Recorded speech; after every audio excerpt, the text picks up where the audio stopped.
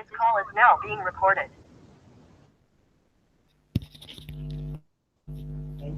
bismillahirrahmanirrahim. Assalamualaikum warahmatullahi wabarakatuh. Oke, hari ini insya Allah sesinya sesi diskusi ya. Jadi silahkan kalau rekan-rekan punya kesulitan atau apa, bisa disampaikan.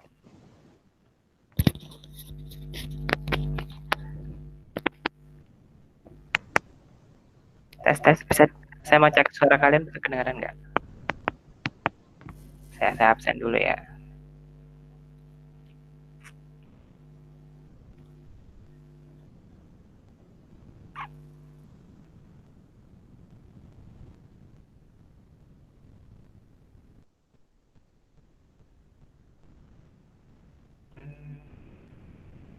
Muhammad Zikri hadir.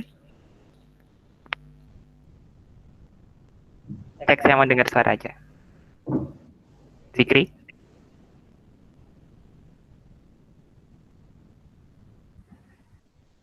Halo, tes. Muhammad Zikri hadir.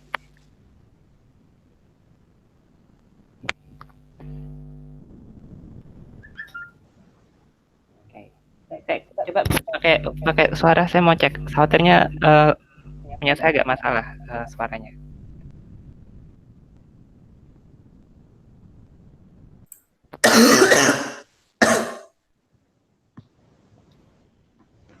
Kamu batuk. Oke.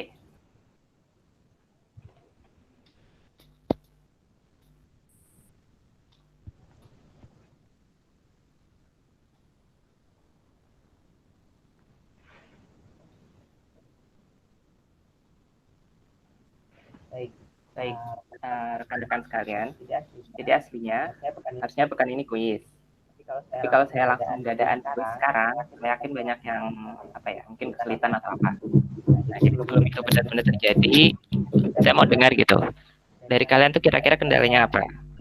Oke, sementara saya buat ringkasan dulu ya tentang apa sih yang sebenarnya kita pelajari dalam beberapa lama ini. Jadi yang pertama itu tentang vektor. Oh ya, fisika ini nih modelnya saling simultan ya. Jadi kalau misal kita bicara bab akhir, itu mau nggak mau bab awal akan include. Jadi kalau kalian kesulitan di bab awal, itu pasti ngefek di bab akhir. Jadi saya mau pastikan dulu tentang semua bab-bab sebelumnya ini udah clear atau belum. Nah, jadi yang pertama tentang vektor ya. Kalau vektor, jadi besaran itu kan ada dua jenis, ada skalar, ada vektor. Vektor punya besar, punya arah.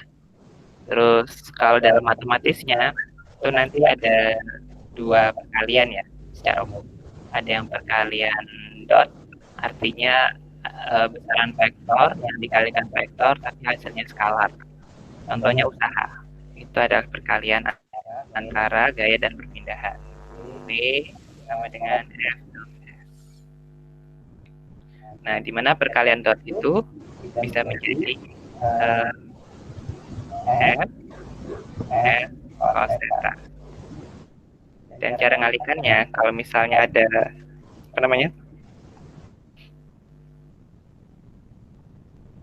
ada beberapa sumbu itu kan yang sesama yang dikalikan. Jadi misal F-nya itu 2i tambah 3j tambah 4k.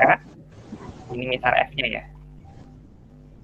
Kemudian S-nya misalnya 3 dimensi juga. Jadi misalnya 0i tambah j min 2k.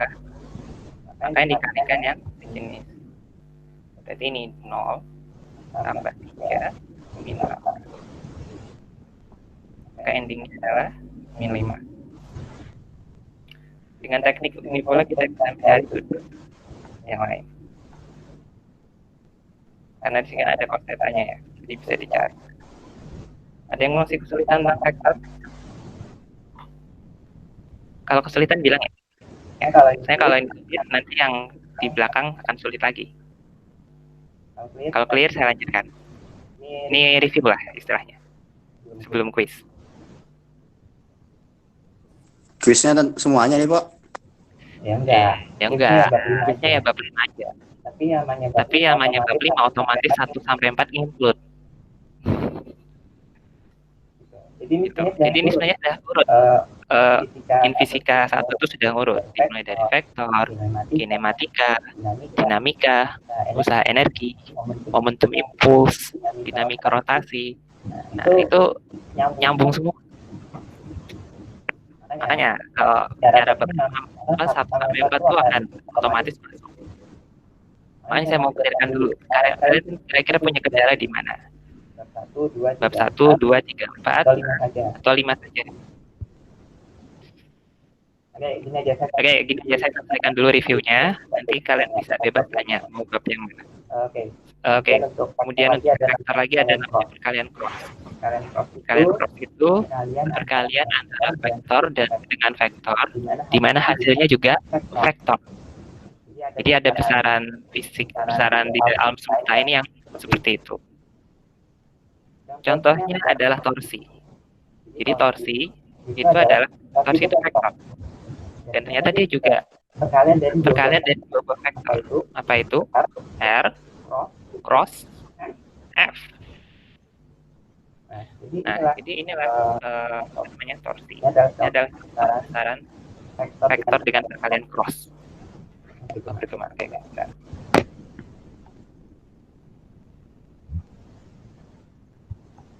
Oke. Masih bergema? Suara saya masih bergema?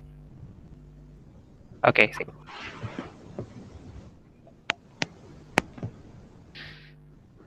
Nah, kembali lanjut. Torsi itu R cross F.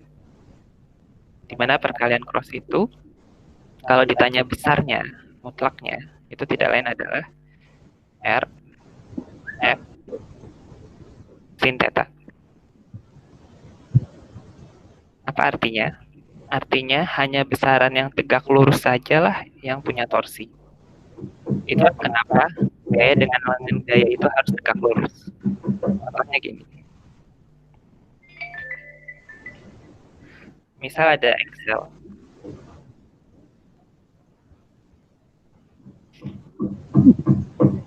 Ini punya jarak R. Oke, maaf ya ada yang tadi bangun di samping rumah saya, jadi ada tok-tok-tok, mohon maaf. Oke. Kembali, ini F. Nah, maka kalau seperti ini ada nilainya, torsinya. Jadi torsinya langsung R cross F.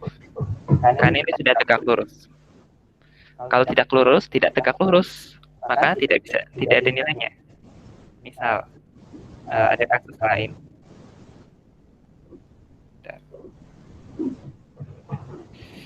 Kalau misalnya ini,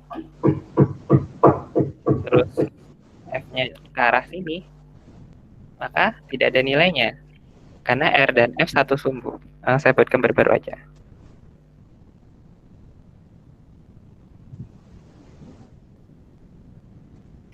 Oke. Nah, misal kayak gini, F-nya ke sana, R-nya ke sana. Jadi R-nya sumbu X, F-nya sumbu X. Itu tidak akan punya nilai. Ya, coba aja kalian tarik pintu kalian. Pintu ditarik dengan arah seperti ini. Kira-kira pintunya berputar nggak? Enggak kan? Nah, itu fisisnya ya. Itulah kenapa perkalian cross itu harus tegak lurus. Torsi adalah R cross F. R dan F harus tegak lurus. R tegak lurus dengan F. Kalau punya sudut gimana? Ya gimana caranya biar bisa tegak lurus? Nah, ini ada beberapa cara.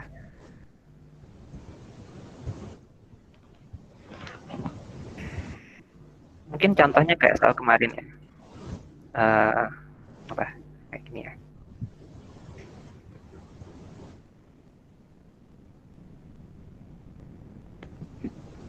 Sini dikatali. Terus ada gini. B1.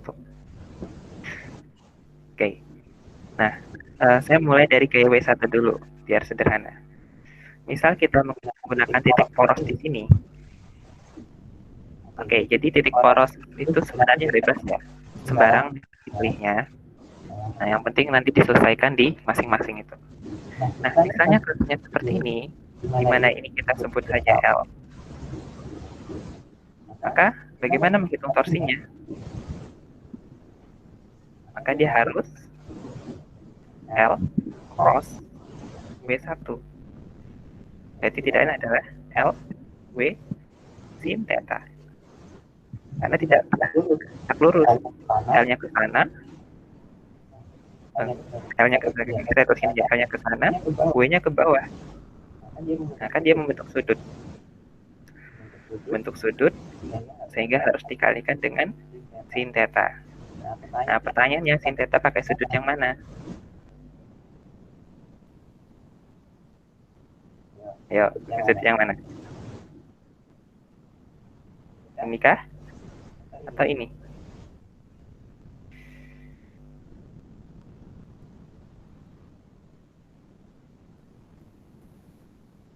Ayo, ayo. Saya itu saja ya. Saya buat step baru aja.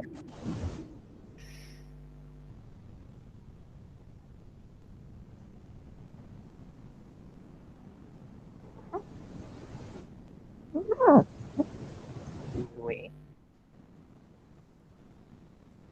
Ini alpha. Ini beta. Ini L. Nah, saya mau hitung torsinya nih. Kira-kira nanti dapat torsinya gimana? Apakah L, W, sin alpha, atau sin beta? Oke, tulis di chat. Semuanya tulis di chat. Pilih jawabannya, A atau B. Saya mau tes saja. Kalau mau ngitung torsinya, dengan porosnya di sini, dan gaya berat ke bawah, maka kalau mau nyari torsi, itu LW kali sin alpha atau sin beta.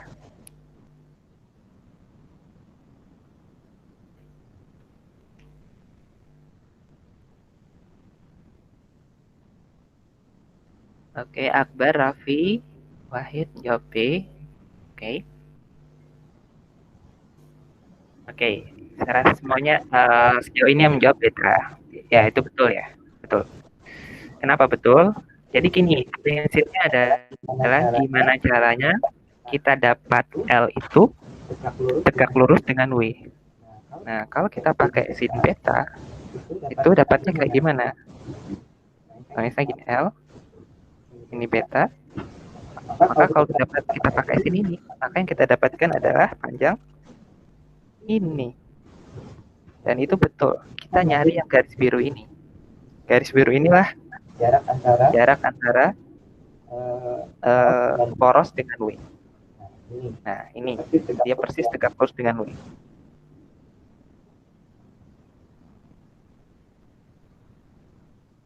Bisa dipahami?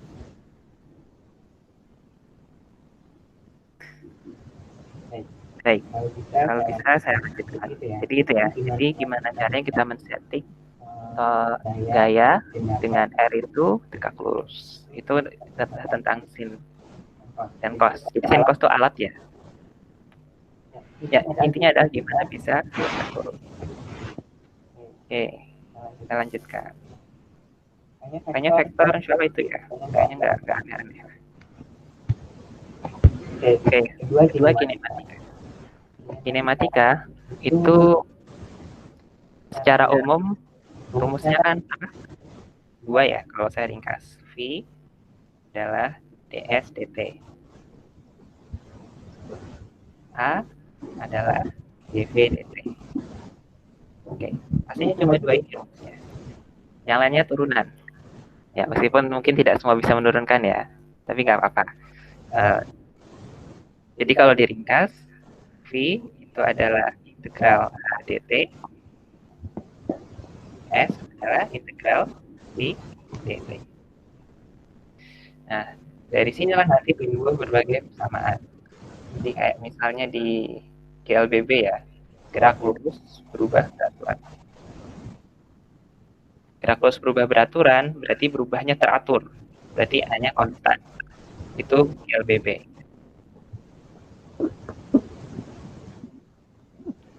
Apa rumusnya? Nah, secara umum biasanya ada 3 yang utama ya.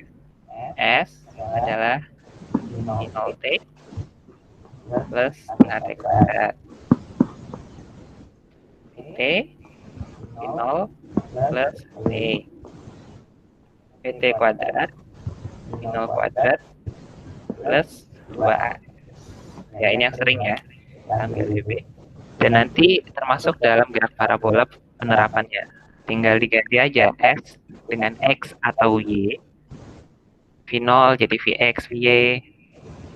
A jadi G atau min G. S jadi H. Ya, tapi ringkasnya seperti ini.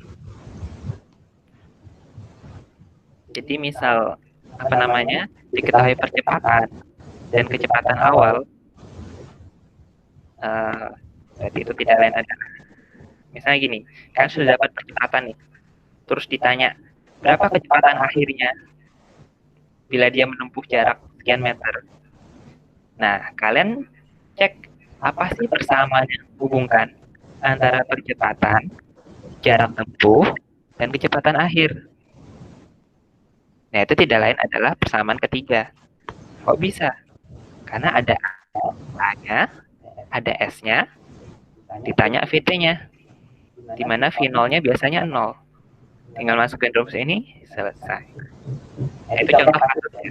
Jadi cara gampangnya adalah cek apa sih yang diketahui, apa sih yang ditanya, terus kira-kira dalam rumus ini mana sih yang mempunyai semua variabel itu. Seperti itu, kira-kira ringkasnya.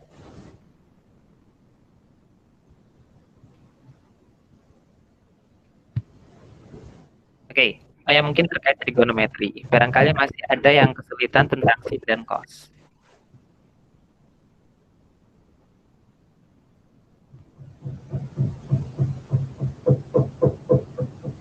Oke.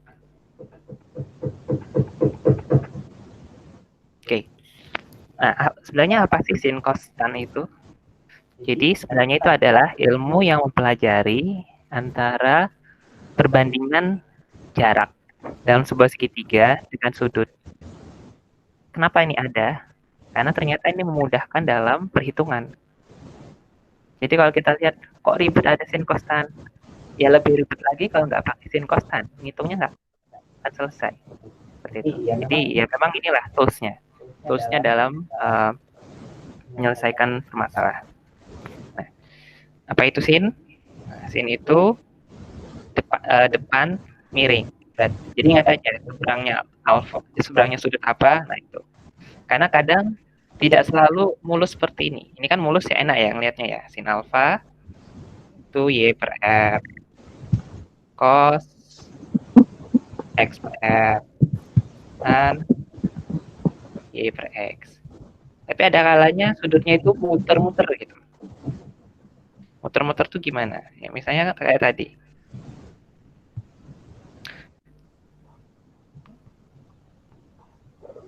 Misalnya ini alfanya di sini nih. Ini tulisannya tetap YX. Nah, kalau saya tanya sin alfa, ini gimana?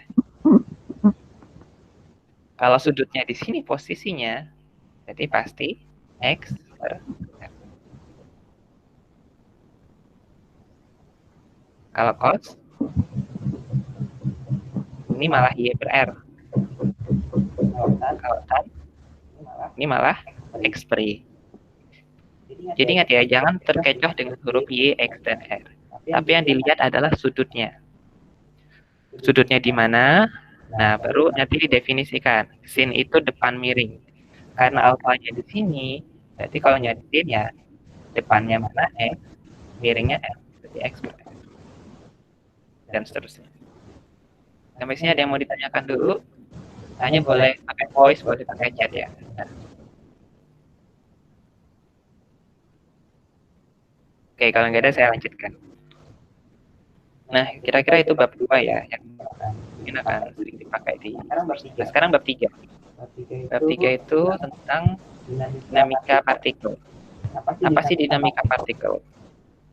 Itu maksudnya cerita tentang bagaimana pergerakan benda, tapi dengan meninjau penyebabnya.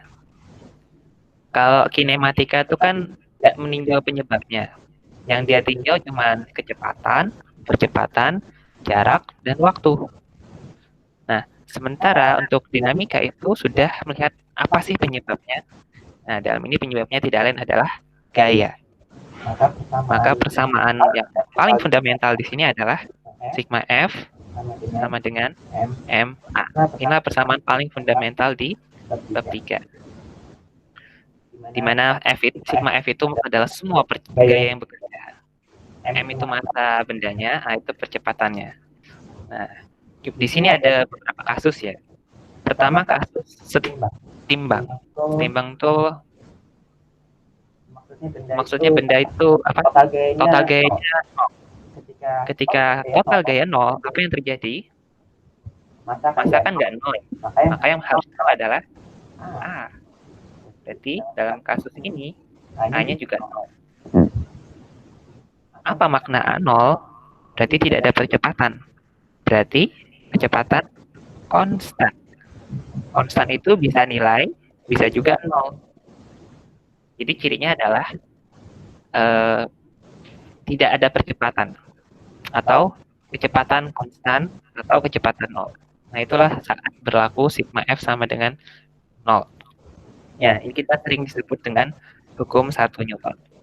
Jadi kalau total gaya yang bekerja pada suatu benda itu 0, maka dia akan mengalami setimbang translasi. Oke, saya lanjutkan. Nah, untuk kasus kedua berarti ada kecepatan ya. Nah, biasanya yang sulit itu adalah menguraikan gaya-gaya. Oke, saya ambil contoh.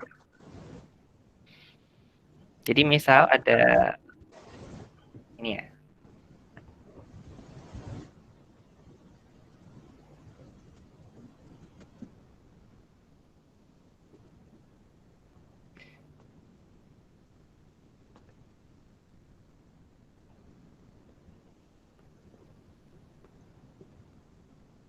Ada M1, ada M2, ada sudut alfa, ada sudut beta.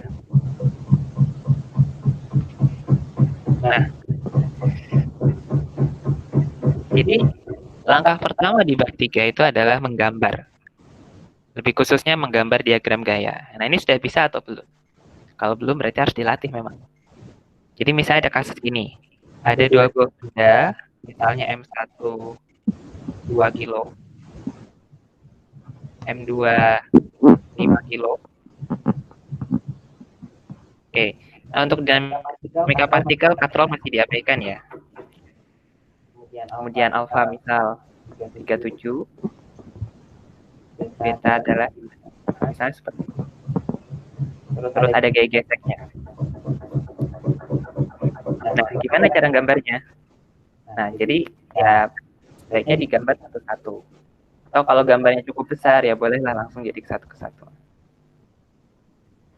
Berarti ada satu ya. Apa aja sih yang bekerja pada M1 ini? Berarti ada W1 sin theta. Kenapa sin? Ya peruraian aja.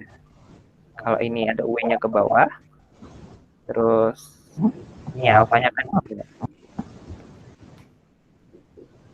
maka di sini juga otomatis akan alfa juga. Nah, ini saya uraikan dulu. Maka ini alfa, ini juga alfa. Nah, kalau mau nyari yang apa? Oke, yang ini dulu ya. Ini W cos. Kenapa ini cos? Ya karena tadi ini alfa, ini alfa. Nah, apa sih definisi cos tadi? Samping miring kan? Ini dengan ini kan samping miring. Makanya kenapa ini jadi cos? Kalau ini cos, pasti pasangannya. Nah, ini kalau kita tarik sejajar, itu tidak ada. Nah, itulah kenapa jadi mesin. Oke, tapi kalau kalian nggak mau menghafal mau nurunkan nggak apa-apa. Yang diingat adalah kalau gayanya miring, itu pakai W sin theta. Terus apa lagi gaya yang bekerja? Ada gaya tegang tali. Kita sebut saja T1. Terus apa lagi? Ada gaya gesek. Kemana arah gaya gesek? Ya bergaya arah gerak benda. Jadi kita cek dulu. Ini kira-kira geraknya kemana sih? Kalau dia geraknya ke kanan atas, maka gaya geseknya pasti kiri bawah. Sebaliknya, kalau benda bergerak ke kiri bawah, maka dia pasti geraknya ke kanan atas. Ya, seperti itu.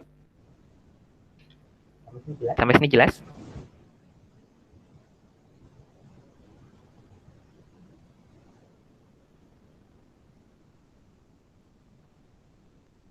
Oke, saya lanjutkan ya. Kalau bingung ngomong ya. Saya kalau nggak ngomong saya nggak tahu. Kan saya tidak punya kemampuan membaca hati. Oke. Ini saya coba seperlahan mungkin. Jadi saya mohon maaf kalau ada yang sudah sangat cepat kemampuannya, ya saya mohon maaf. Saya harus gimana caranya biar semua bisa sama-sama paham. Oke.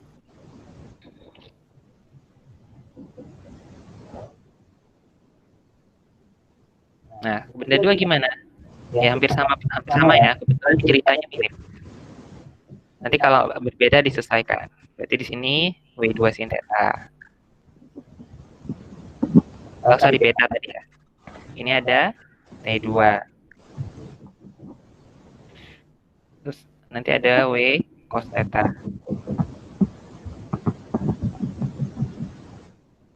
Oke. Ada G normal ya. Dan nanti ada G gesek bergantung arah geraknya. Nah, terus gimana ngecek kemana sih dia bergerak?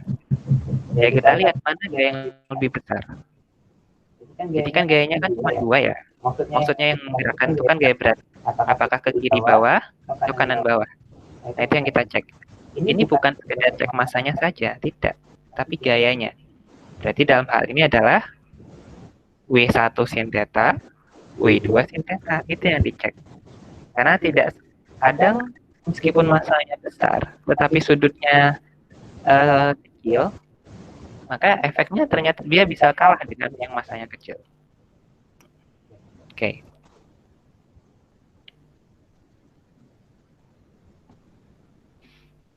Kita cek, berarti W1 sin theta sama dengan alpha tadi. Jadi 2 kilo, 10 sin berapa tadi? 37 atau 53 ya? Oh, 37. Oke.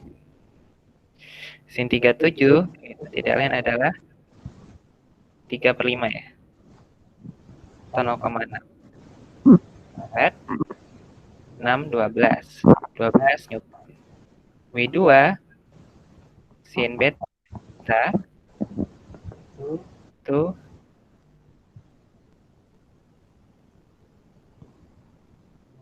ini 5 kilo. 5 kali 10. 53 itu 4/5. Berarti 40. Nah, berarti kayaknya lebih besar yang ini. Berarti arah pergerakannya adalah kanan bawah. Atau kalau bagi benda satu, kiri atas. Maka diagram G-nya menjadi seperti ini. W1 berarti ada G gesek ke sini. Nah, ini ada F gesek. G gesek ya. F kecil biasanya. Dan benda dua itu arah G geseknya ke sini. Oke, sampai sini ada yang mau ditanyakan atau kesulitan? Ya, kalau sudah kayak gini ini sudah mulai kemampuan apa ya? Kemampuan imajinasinya. Tapi memang ini harus jelas. Oke, kalau sudah, nanti tinggal persamaan masing-masing. Persamaannya apa? Ya, dilihat situasinya.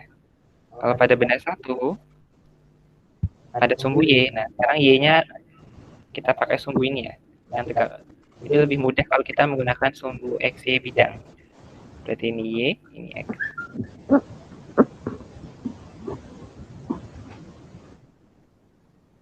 Nah, pada sumbu Y berarti sigma FY di tab baru aja biar luas.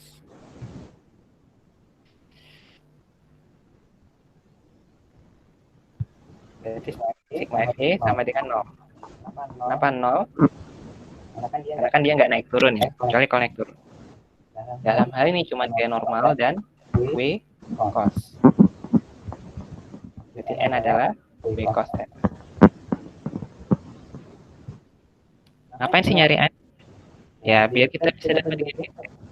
Kan namanya, G gesek itu kan rumusnya adalah mu kali N. Dan mu sendiri ada dua jenis ya. Ada yang statis, ada yang kinetis. Oke. Nah, ini nggak saya teruskan ya, soalnya ini akan lama. Dan bisa dilihat di contoh video yang pernah saya buat. Tapi ringkasnya seperti itu. Kita membuat persamaannya masing-masing, baik sumbu X maupun sumbu Y. Kemudian substitusi, eliminasi semua persamaan itu. Jadi dari ini nanti jadi persamaan, dua persamaan, sorry. Persamaan sumbu Y dan persamaan sumbu X. Ini juga jadi dua persamaan, sumbu Y, sumbu X. Nah, nanti tinggal substitusi, eliminasi, nanti akan ketemu nilai A-nya. Kalau sudah ketemu A, yang lain bisa dicari. Nyari T bisa, nyari dia turun 5 meter, apa kecepatannya, ya pakai kinematika tadi. Yang mana tadi? Nah, pakai ini. Jadi kalau sudah ketemu A, ditanya dia bergerak sejauh S, kita bisa nyari VT-nya. Ada yang mau ditanyakan sampai sini?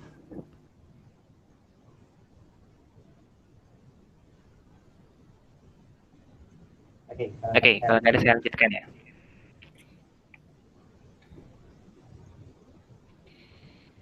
Jadi inti dari bab 3 itu persamaan sigma F sama dengan MA. Gaya adalah total gaya itu mengakibatkan benda bergerak dengan percepatan.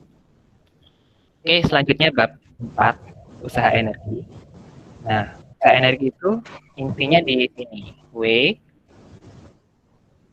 adalah usaha itu adalah gaya dikalikan dengan kemudahan. Kemudian usaha itu juga mengakibatkan perubahan energi kinetik.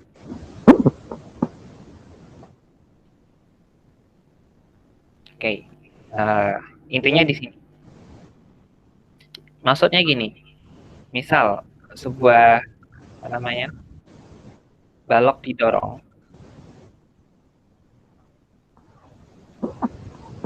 dengan gaya sebesar 5 Newton, misal didorong sejauh 40 meter, ditanya berapa usahanya, terus berapa kecepatannya. Ya gini aja, kita hitung W adalah F kali F. Karena ini kebetulan sudah 30, ya langsung aja 5 kali 10 sama dengan 50. Nah, karena usaha itu ada perubahan energi kinetik, berarti ya ini adalah delta EK. Misalnya masanya 2 kilo ya, jadi setengah nih delta EK, terus ini setengah mv kuadrat. Oke, lanjutkan. Jadinya setengah kali 2 kali v kuadrat sama dengan 50. Coret-coret. V adalah akar 50. Ya, kira-kira seperti itu usaha energi. Nah, terkadang gayanya itu nggak lurus. Ada kalanya berlawanan, ada kalanya punya sudut. Dan ini mungkin ada yang terkaca beberapa. Kalau dia mirip,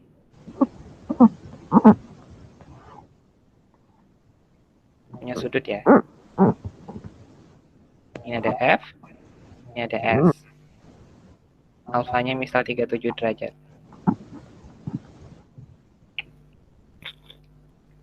Terus ditanya, berapa usahanya ketika balok bergerak 5 meter, misalnya F-nya 50, S-nya 5 meter. Nah, karena dia tidak sejajar, maka harus dibuat gimana caranya gaya sejajar dengan S. Dalam ini adalah berarti dikalikan dengan cos. Dan ini juga sesuai dengan definisi perkalian dot. Makanya kenapa jadinya W sama dengan F kali S kali cos theta. Jadinya 50 kali 5 kali cos 37. Cos 37 itu 45.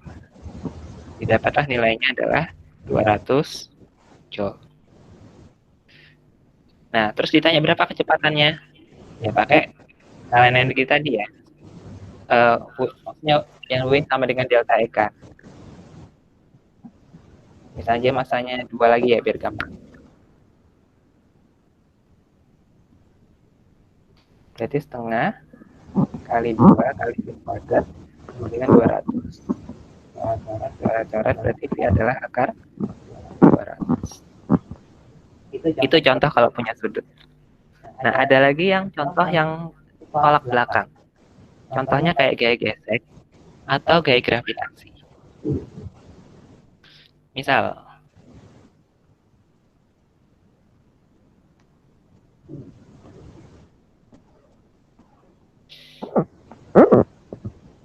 dia bergerak ke sana sejauh 5 meter oleh gaya tertentu lah. Terus ternyata dia juga mengalami gaya gesek, arahnya ke sana dengan besar 2 Newton misal. Nah, berapa usahanya? Oke, karena W adalah F dan S, maka dia jadi F S cos theta. F-nya 2, S-nya 5, dan ini sudutnya membentuk sudut 180 derajat. Berapa kos 180? Min 1. Makanya jadi min 10. Nah, jadi untuk kasus kayak gesek, itu mesti usahanya itu negatif nilainya. Karena arah gaya gesek itu kan selalu melawan arah gerak ya. Oke. Nah, untuk gaya gravitasi, ada kalanya dia positif, ada kalanya negatif. Contoh, katrol ya.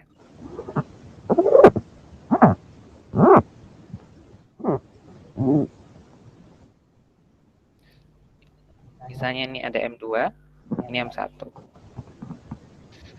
M2 nih, M1 sebut saja 2 kilo, terus M2 5 kilo.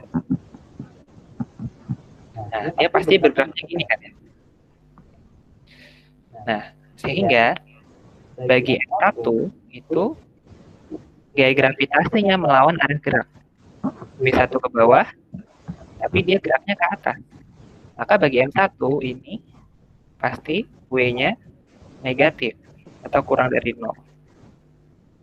Sementara untuk M2, karena dia bergeraknya ke bawah sesuai dengan arah W2, maka nilainya pasti positif. Seperti itu. Jadi yang diingat adalah kalau dia searah antara gaya dengan perpindahannya berarti positif, tapi kalau gaya dan perpindahannya berlawanan arah, maka nilainya adalah negatif. Mau ditanyakan dulu sampai sini?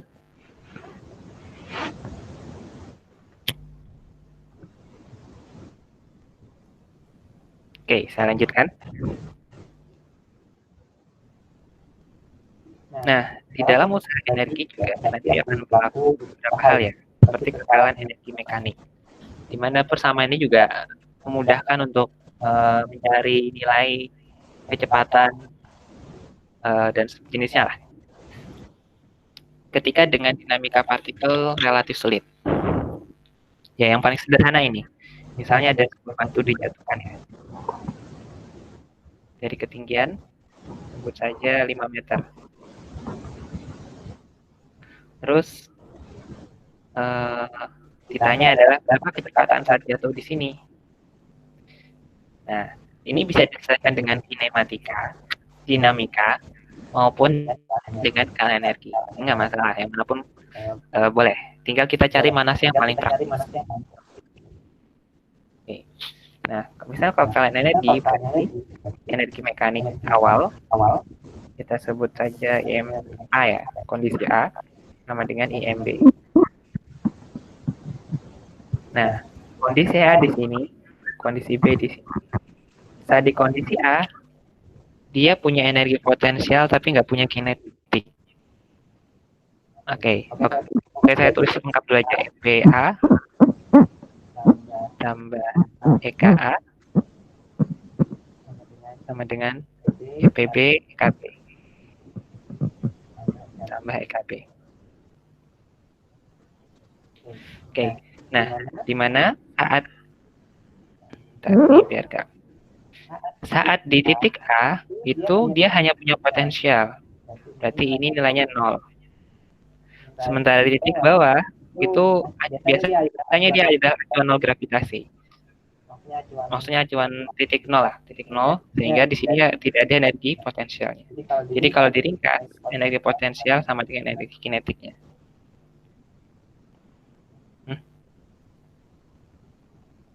Oke, jadi gimana? Selanjutnya berarti MGH persamaan potensial akan sama dengan setengah M I kuadrat. Nah, bisa dikaret-karet ya. Sehingga GH adalah setengah V kuadrat atau V adalah akar 2 GH. Ini rumus jadi yang pernah kalian hafal dulu. Dan ini juga bisa diturunkan juga dari persamaan kinematika. Yang Vt kuadrat sama dengan V0 kuadrat plus 2AS.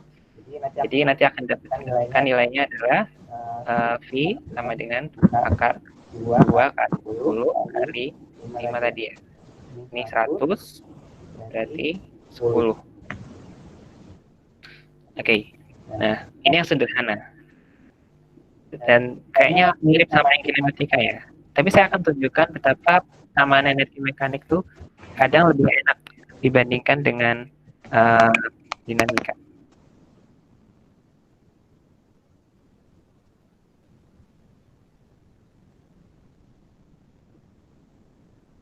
Contoh, misal sebuah peluru ditembakkan sudut miring.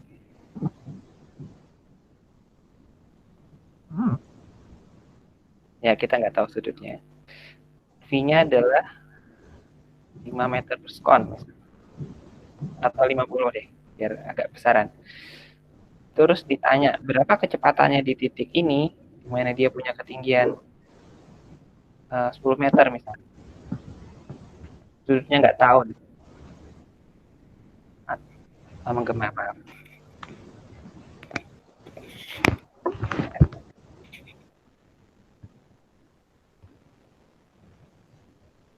Tes. Masih menggema? Oke.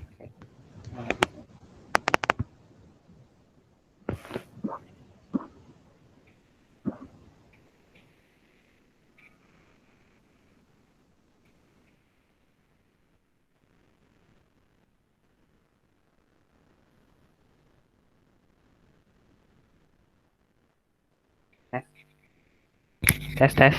Masih menggema? Sudah enggak ya?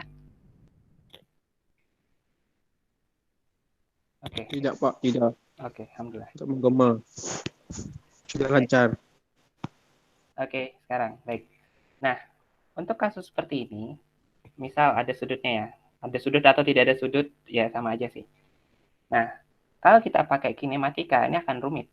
Cukup rumit mengerjakannya. Kenapa cukup rumit?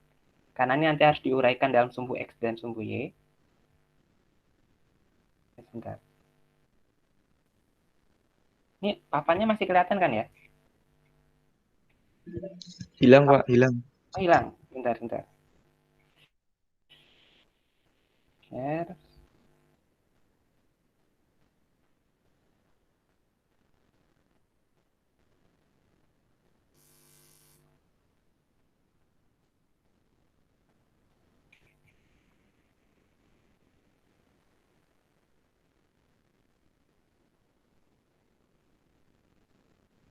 Kelihatan?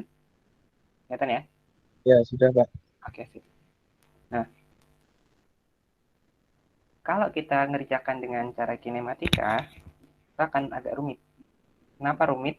Karena nanti V ini harus diuraikan dalam sumbu X dan sumbu Y. Baru diselesaikan dengan persamaan sumbu Y, sumbu X, baru ketemu nilai kecepatan di sini. Nah, tapi dengan teknik energi ini akan jadi lebih sederhana. Karena kita cukup meninjau berapa sih energinya di sini, di titik A kita sebut saja, dan berapa sih energi titik B. Nah, maka untuk menyelesaikannya akan lebih sederhana. Cukup pakai IMA sama dengan IMB. Di mana kasusnya sekarang, keduanya punya energi kinetik dan potensial. Di sini punya, di situ juga punya.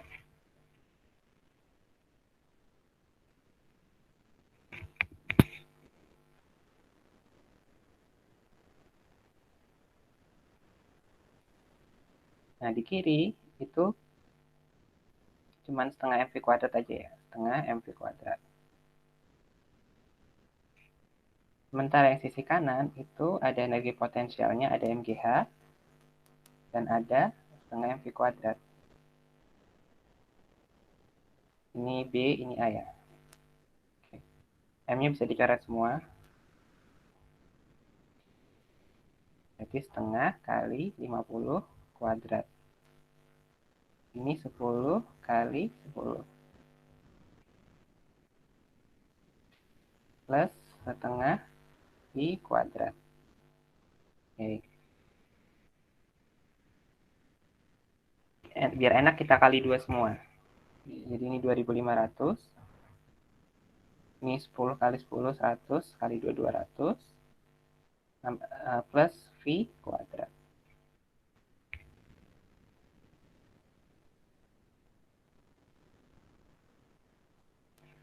Jadinya 2500 min 200 adalah V kuadrat.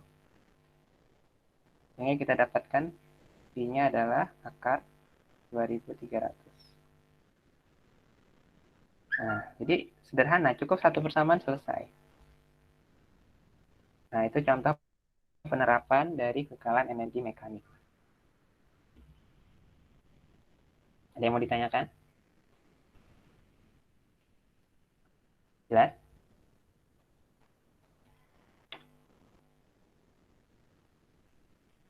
Bentar, ada pertanyaan ya. Tadi kenapa ada energi potensial 0 sama ada energi kinetik 0? Cara mengetahuinya di soal gimana, Pak? Oke. Jadi gini. Energi potensial 0 itu adalah saat dia berada di titik acuan. Biasanya acuannya itu dasar. Jadi kayak gini. Ini misal kita asumsikan aja ini tanah, ini ketinggian. Nah, jadi disitulah saat energi potensialnya 0. Ya. Halo, Cangki. Ya, Cangki, sebentar. Bapak ngajar dulu ya. Ya. Ya. Main sama Ibu dulu ya. Dadah. Oke, mohon maaf. Oke, kembali. Jadi, energi potensial 0 itu saat di titik acuan. Dan biasanya itu adalah dasar tanah. Meskipun tidak selalu demikian. Sebenarnya gini, kalian bebas saja menentukan titik nolnya di mana, yang penting konsisten. Jadi misal kalian menetapkan B ini acuan nolnya di sini, ya boleh aja, tapi konsisten. Berarti nanti titik A ini nilai energi potensialnya minus. Nah, nanti nilainya akan sama aja gitu hasilnya. Jadi ya, itu terkait energi potensial nol. Jadi cara tahu energi potensial nol adalah dia berada di titik acuan yang kita pilih. Dan paling mudah itu memilihnya di tanah. Itu tentang potensial. Nah, bagaimana dengan energi kinetik yang nol? Itu adalah saat dia masih diam. Contohnya yang tadi ya. Nah ini. Ini kan ceritanya biasanya batu dijatuhkan. Namanya dijatuhkan, berarti dari posisi diam dilepaskan. Namanya baru dilepaskan, berarti kan awalnya nggak punya kecepatan kan, yang baru dilepas. Nah itulah berarti saat energi kinetiknya nol. Itu saat dia tidak punya kecepatan. Nggak tahu, ayo sana. Lihat dulu ya.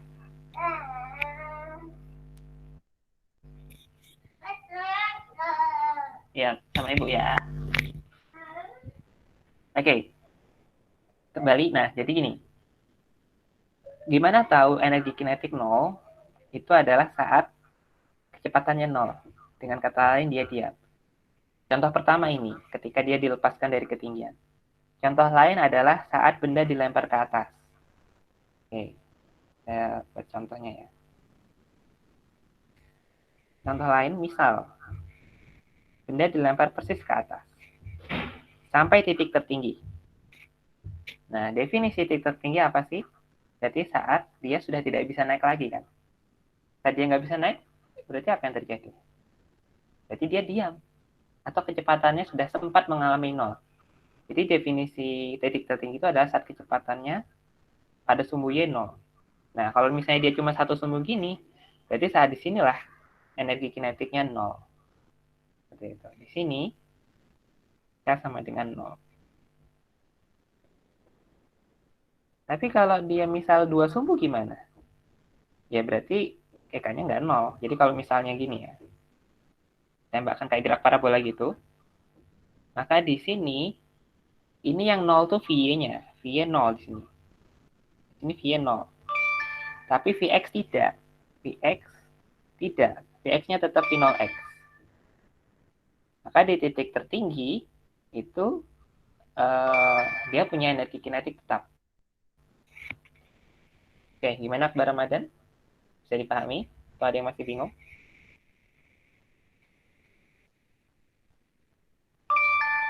Oke, sip.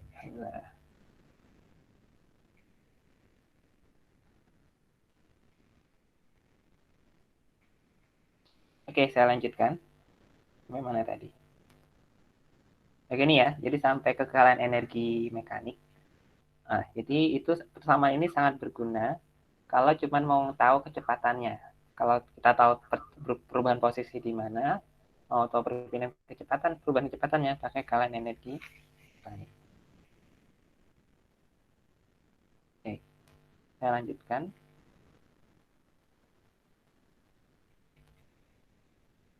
Nah, kemudian ada lagi istilahnya perubahan energi mekanik. Jadi ada kalanya energi mekanik itu berubah.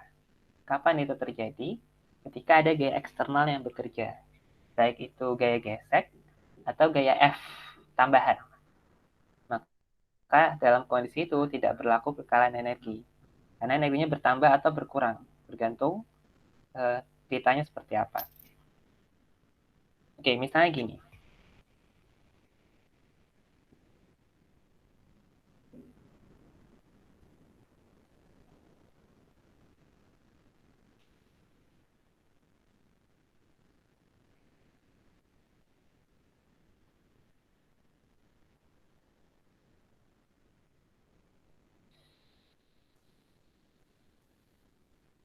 Misal sebuah bola digelindingkan atau di permukaan licin ya. Kita pakai yang kasus licin dulu aja biar mudah. Dengan ketinggian misalnya 5 meter. Terus dia turun di bawah dan mengalami gesekan sehingga dia persis berhenti di sini sejauh S. Dengan permukaan kasar sebut saja mu S-nya adalah atau mu K-nya adalah 0,2 misal. Masanya sebut saja 5 kg. Yang ditanya adalah berapa sih S yang ditempuh sehingga dia bisa tepat berhenti? Oke, saya cerita fisiknya dulu saja. Jadi apa sih yang sebenarnya terjadi pada benda ini? Ya bola atau mungkin balok aja ya. Kita pakai balok di permukaan licin, melengkung, ya mungkin di es ya. Terus dia kena gaya kasar. Apa sih yang terjadi? Jadi yang terjadi adalah mula-mula dia punya energi potensial. Dia punya EP, misalnya ini A, ini titik A, terus ini titik B, dan ini titik C. Nah, di titik A, dia punya energi mekanik berupa potensial saja. Karena dia dilepaskan dalam keadaan diam. Di sini berlaku kekalahan energi. Karena energi mekanik A dan energi mekanik B harusnya sama. Maka dengan di sini kita bisa mencari kecepatan di titik B dengan pakai kekalahan energi. Nah, sementara di titik C apa yang terjadi? Nah, di titik C itu dia sudah diam. Apa artinya? Dia nggak punya kecepatan, berarti energi kinetiknya 0. Potensialnya juga 0. Jadi kan nggak berlaku kan K energi antara titik A dan C, karena terjadi perubahan energi, yaitu energi mekaniknya hilang. Nah, terus gimana menyelesaikan soal seperti ini? Ya tetap bisa. Oke, jadi kalau cara menyelesaikan persoalan seperti ini, kita runut dari awal ke akhir. Nah, pertama kita cari VB dulu nih. Kalau nyari VB, pakai tadi ya, IM1 IMA sama dengan IMB. Di sini hanya punya energi kinetik, hanya punya energi potensial di titik A. Langsung aja ya, MGH sama dengan setengah MV kuadrat. Coret-coret, maka V-nya adalah akar 2GH, atau berarti 2 kali 10 kali 5. Berarti akar 100 jadinya 10 meter per sekon ya. Nah, ini kecepatan di sini. Nah, sekarang bagaimana di titik C? Jadi yang terjadi adalah perubahan energi kinetik oleh usaha gaya gesek. Maka yang kita pakai adalah W sama dengan delta EK. W sama dengan delta EK. Ada usaha non-konservatif oleh gaya gesek. Biasanya ditulis WNK. Tapi kalau kalian tulis W sendiri pun nggak masalah. Dan dia menyebabkan perubahan energi kinetik. Nah, siapa yang menyebabkan perubahan usaha ini? Tidak adalah gaya gesek. Dia adalah F dot S. Delta EK berarti setengah M V2 kuadrat. Ini saya kurung aja ya, biar ringkas ya. V1 kuadrat. Oke. Nah, apa rumus gaya gesek? Dia tidak lain adalah mu kali N. Atau dalam ini berarti mu kali M kali G kali S. Sama dengan setengah MV kuadrat. Dan M-nya bisa dicoret ya. Setengah M V2 0 ya. Kan kecepatan akhirnya diam. Kurang tadi 10 kuadrat. Coret. I-nya tadi 0,2. Terus apa tadi? Oke, G-nya 10, S-nya yang ditanya. Oh, jangan lupa karena dia apa tuh arahnya antara F dan S itu 180 derajat, maka ini menjadi minus. Yang seperti tadi di vektor saya jelaskan ya. Karena arah gaya gesek dan arah perpindahannya itu berlawanan arah, maka hasil perkaliannya adalah negatif. Maka usaha gaya gesek itu hasilnya harusnya negatif. Makanya ada min mu gs. Min. Dan ini akan sesuai gitu. Karena ini setengah 0 min 100. Ini dikalikan jadinya min 2S sama dengan ini min 50. Nah, maka S adalah min 50 per min 2. Tidak lain adalah 25 meter. Seperti itu. Ada yang bingung? Ada yang mau ditanyakan?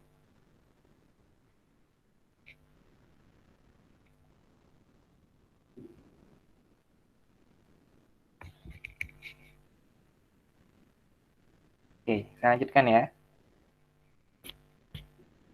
Sekarang kita ke bab 5.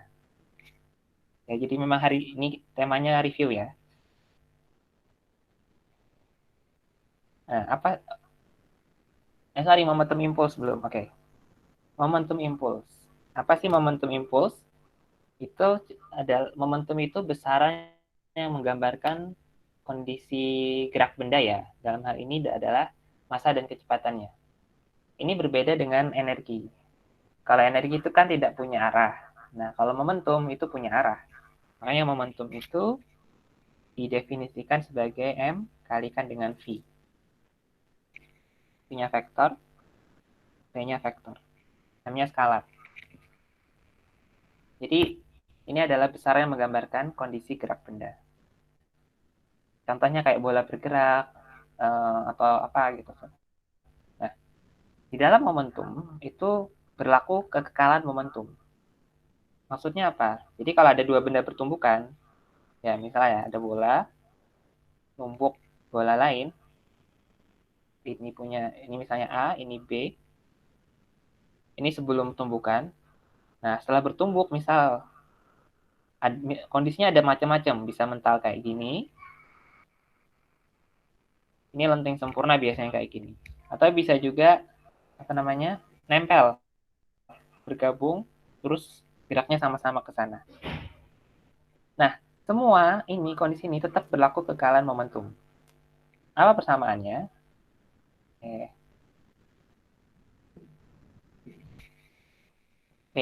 Momentum awal, sebut saja PA, itu akan sama dengan PB. Berarti M1 V1 tambah M2 V2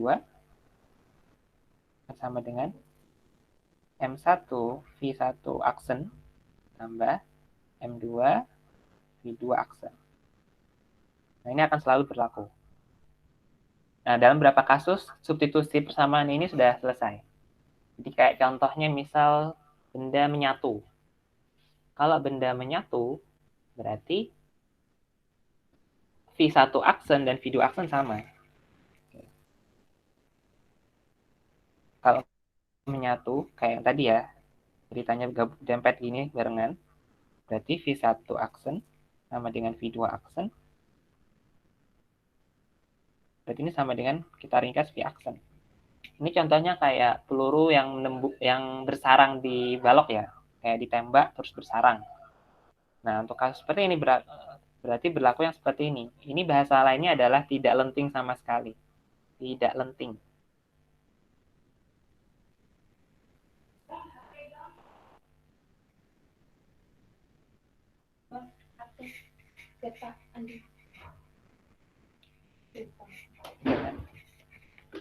Sebentar ya.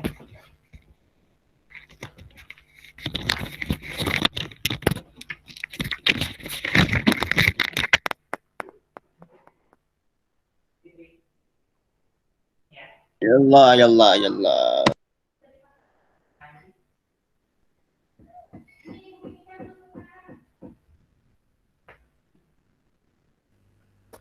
Oke, mohon maaf, ada sedikit gangguan tadi. Kalau saya tersendat.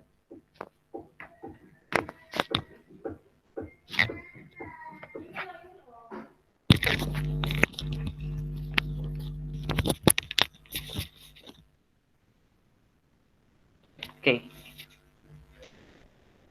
Nah, untuk kasus seperti ini, itu biasanya contohnya kayak apa ya? Ini ya, ada sebuah balok, tembak peluru, terus dia mengayun dengan sudut tertentu. Nah, biasanya untuk kasus soal seperti ini, itu kita akan mengkombinasikan antara kekekalan momentum dengan usaha energi. Tuh, biar jelas saya kasih contoh soal aja ya.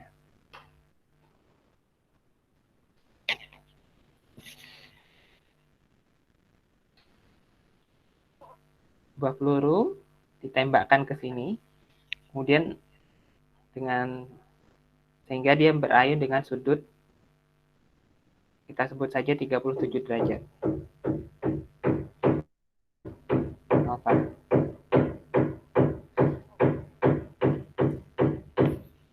Bila panjangnya ini adalah 2 meter, misal, kemudian massa balok, sebut saja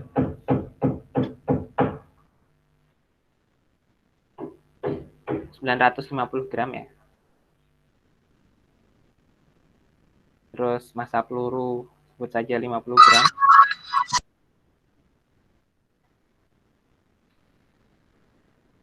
Nah, pertanyaannya adalah berapa V peluru saat ditembakkan? Nah, untuk soal seperti ini akan kita melakukan dua hal sekaligus. Kekekalan energi mekanik dan kekekalan momentum. Kapan energi mekaniknya dipakai kekal? Jadi kita menggunakan meninjau saat di sini dia punya energi potensial. Sementara di sini dia punya energi kinetik. Dan inilah hanya.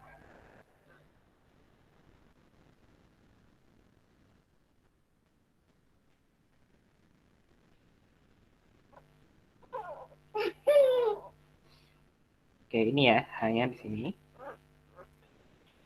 Ini sebut saja L. Nah, gimana cara mencari H ini? Oke, kita lihat aja. Ini kan tidak lain adalah ini dikurangkan dengan misal. Dikurangi ini kan?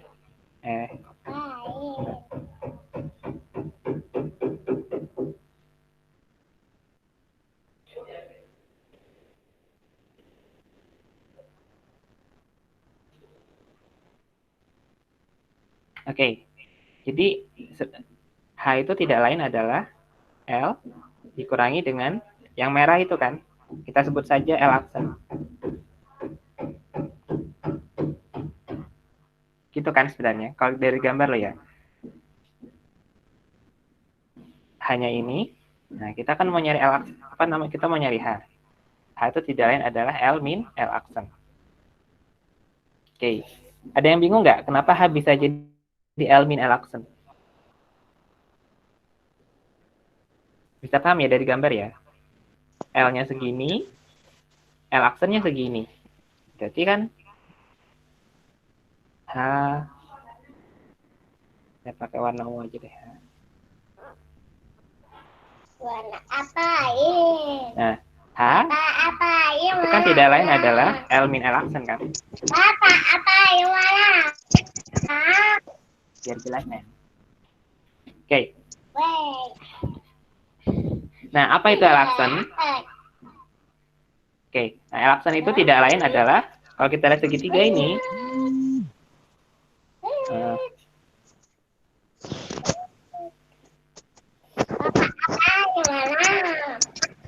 ini L aksen kan? Bapak apain? Dan ini tidak lain adalah L.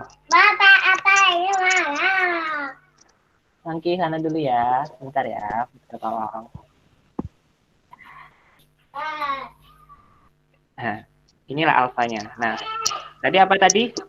Kalau ada L aksen di sini, L di sini, kalau mau ada sudutnya, gimana cara mencarinya? Pakai sin atau cos? Cos kan? Ingat ya, kalau ada sudut berimpit, itu pakai cos. Berarti L aksen itu tidak lain adalah L cos theta. Sehingga, untuk mencari H, itu tidak lain adalah L min L cos theta. So, L 1 min cos theta. Nanti, sebentar ya. Ya. Tidak mau. Tinggal masukin aja. Tadi L-nya 2. 1 min. Nanti. Tadi sudutnya 37 ya. Nah, kita masukin aja. Cos 37 itu tidak lain adalah 0,8 ya.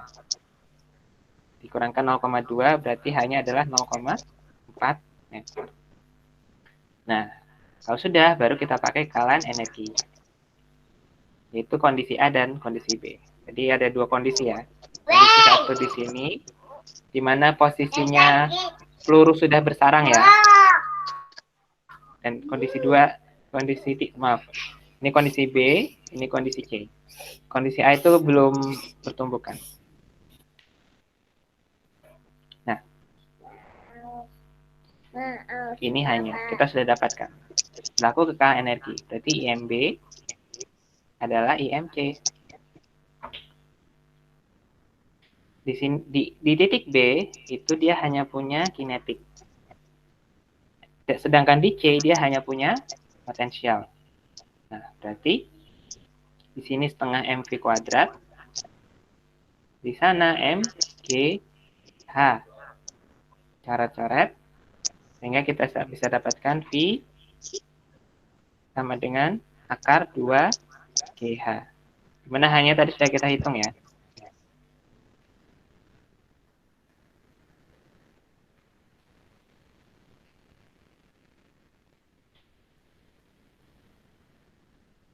Dua kali 10 hanya tadi 0,4. Oke.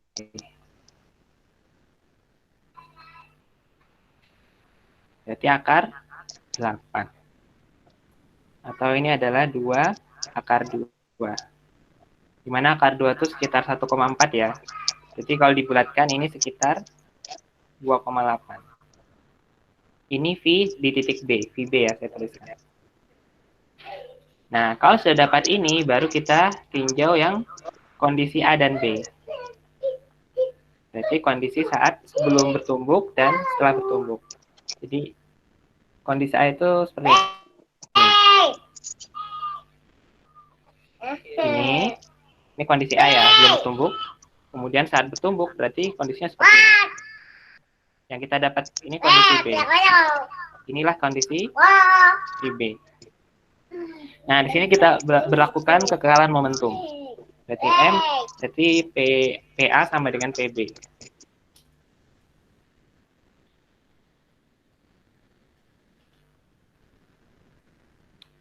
Apa itu PA? Yaitu momentum awal di sini. Berarti MP kali VP tambah masa baloknya, sebut saja M2 ya, kali V. Dan di sini kondisinya sudah bergabung yang di titik B. Ini kan bergabung kan ya. Berarti M gabungan kali VB yang sudah kita dapatkan tadi. Di mana V2-nya ini nilainya 0. 0. Sehingga bisa dibaikan. Nah, tinggal kita masukin aja 50 gram. Ya, ini nggak apa-apa pakai gram ya. Yang penting nanti dicoret sama-sama gramnya dicoret. Ini yang ditanyakan, VP sama dengan masa gabungannya 50 tambah 950 tadi ya. Berarti 1000 kali VB. Berarti VP adalah 1000 per 50 kali 2,8 tadi ya, dibulatkan. Coret 20 kali 2,8 berarti 56 meter per sekon. Seperti ini cara menyelesaikan. Ada yang bingung?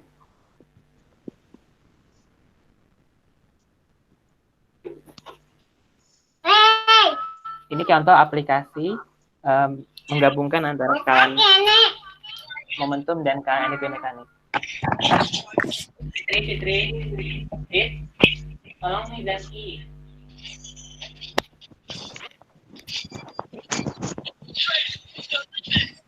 Oke.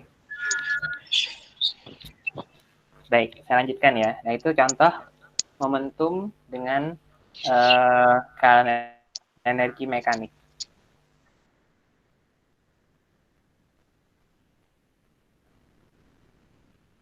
Oke, saya lanjutkan sekarang ke bab 5. Bab 5 ini adalah tentang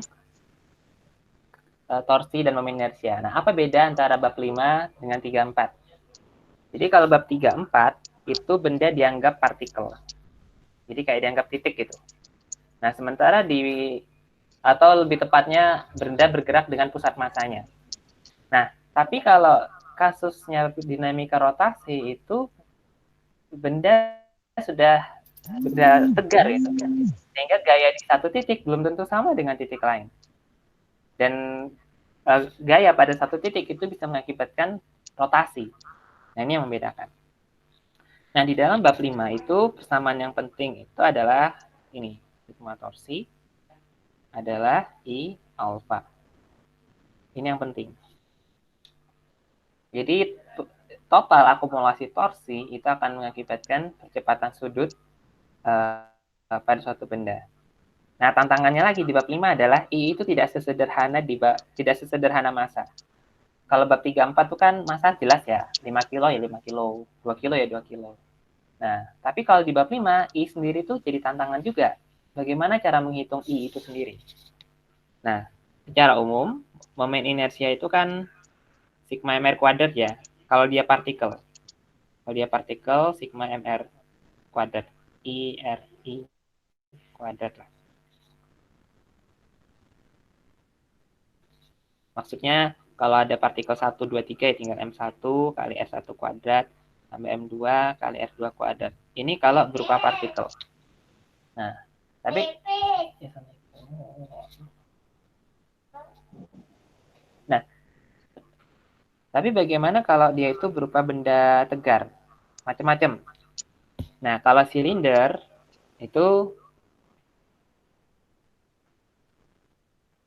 I-nya adalah setengah MR kuadrat ya. Kalau dia berputar persis di tengah. Kalau oke, ini silinder ya. Silinder. Kalau bola kan 2/5 ya biasanya ya. 2/5 MR kuadrat dan seterusnya. Ini persamaan dapat dari mana? Ini dari integral. Integral apa? Integral ini sigma MR kuadrat. Jadi aslinya ini didapat dari integral R kuadrat dm. Aslinya dari persamaan ini yang diintegralkan. Sehingga diperolehlah 2/5, setengah. Kalau batang 1/12. Nah, itu dari situ aslinya. Kalau mau ngitung pakai integral ya boleh aja, yang penting betul gitu. Karena kemarin ada yang mencoba menggunakan teknik integral, cuman sayangnya ada kekeliruan dalam integralnya, sehingga jadi salah gitu. Oke, nah sekarang dalam momen inersia itu ada ceritanya berputar di porosnya, ada ceritanya pergeseran poros. Maksudnya gimana? Saya ambil contoh, misal batang. Kalau batang, kalau persis diputar di tengah, porosnya tengah ya, itu I-nya adalah 1/12 ml kuadrat. Tapi kalau nggak di tengah gimana? Ya mungkin ini kayak soal yang kalian alami kemarin ya. Dia bergeser sejauh D misal. Jadi ceritanya dia porosnya di sini nih. Nggak persis di tengah. Ada selisih, sebut saja D. Nah, ini kita menggunakan dalil sumbu sejajar. Maka I adalah I0 plus MD kuadrat. Ini persamaan umum dalil sumbu sejajar. I adalah I saat di porosnya, artinya yang konstanta-konstanta tadi, berarti kalau batang 1/12, kalau silinder berarti setengah, kalau bola berarti 2/5, ditambah dengan M kali D kuadrat, di mana D itu adalah pergeseran antara pusat rotasinya dengan pusat rotasi yang baru. Jadi pusat massa dari benda dengan pusat rotasi yang baru, itu definisi D. Jadi kayak batang ini, definisi D itu jarak antara titik tengahnya ke titik putar barunya. Nah, dari sini pula kita bisa menghitung, misal kita nanya, kalau misal di ujung sini, berapa sih momen inersia batang? Nah, kita bisa terapkan persamaan ini. Jadi I adalah I0 tambah MD kuadrat, berarti 1/12 ml kuadrat tambah MD kuadrat. D-nya berapa? Kalau ke ujung batang, itu tidak, berapa sih pergeserannya? Ya ini kan, berarti setengah L dong. Ini setengah L. Nah, inilah pergeserannya. Tadi persamaan ini kita jadinya setengah L kuadrat. Jadi 1/12 ml kuadrat tambah ini jadinya 1/4 ml kuadrat. Atau kita jadikan per 12 semua, berarti 1 tambah 3 per 12 ml kuadrat. Ini jadi 4/12, dan 4/12 itu tidak lain adalah 1/3 ml kuadrat. Nah, dari sini pula penurunan rumus yang mungkin kalian pernah dapatkan itu, entah di SMA atau mungkin di tempat lain, bahwa batang kalau diputar dari ujungnya itu 1/3 ml kuadrat. Itu bisa diturunkan dari sumbu sejajar, bisa pula diturunkan dari integral. Tapi saya mau yang mudah saja buat kalian, yaitu pakai yang dalil sumbu sejajar. Itu lebih, insya Allah lebih sederhana. Karena cukup menghitung berapa pergeserannya, dan I-nya berapa. Bisa. Nah, soal yang mungkin terkait ini banyak sekali. Misal, ada sebuah sebut saja palu ya. Palu itu kan ada batang, terus ini ceritanya silinder. Mesin penumbuk lah kira-kira gitu. Dar gitu. Nah, ini gimana ngitung momen inersianya? Nah, jadi prinsipnya I itu kan total antara semua bendanya ya. Berarti I1 tambah I2. I1-nya adalah batang, I2-nya adalah silinder tadi. Nah, di mana keduanya mengalami pergeseran pusat rotasi. Karena pusat rotasinya kan di sini kan. Ini bukan tengah batang kan, bukan di sini, bukan pula di sini. Maka baik I1 maupun I2 harus dihitung dengan garis tembus sejajar. Jadi I1, nah kebetulan ini batang langsung ujung ya. Kita dapatkan nilainya kayak tadi persis, berarti sepertiga ml kuadrat. Nah, sedangkan I2 gimana? Ya harus dihitung. Jadi dari I0 tambah MD kuadrat. D-nya adalah jarak ini. Karena pusat rotasi normalnya kan di sini. Tapi dia bergeser sejauh D ini. Dan D itu tidak lain adalah L batang. Oke, kita lanjutkan.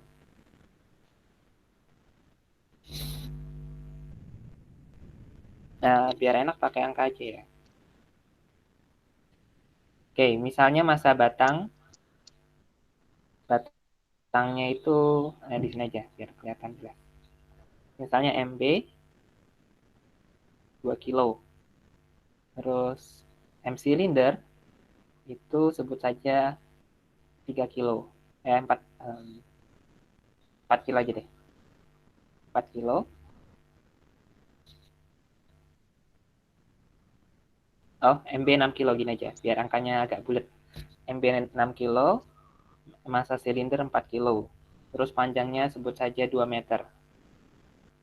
Nah, berarti untuk I silinder, atau I2 tadi kita tulis, itu adalah, karena silinder itu kan I0-nya adalah setengah meter kuadrat kan.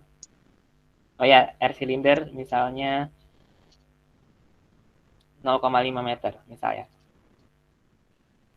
Ini harus ditambah dengan M kali dengan pergeserannya. Berapa pergeserannya? Sejauh 2 meter tadi. 2 kuadrat.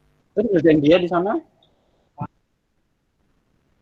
Nah, kita masukin aja. Berarti setengah kali 4 kali 0,5 kuadrat tambah 4 kali 2 kuadrat. Oke, ini habis. Sehingga kita peroleh nilainya adalah I2 setengah tambah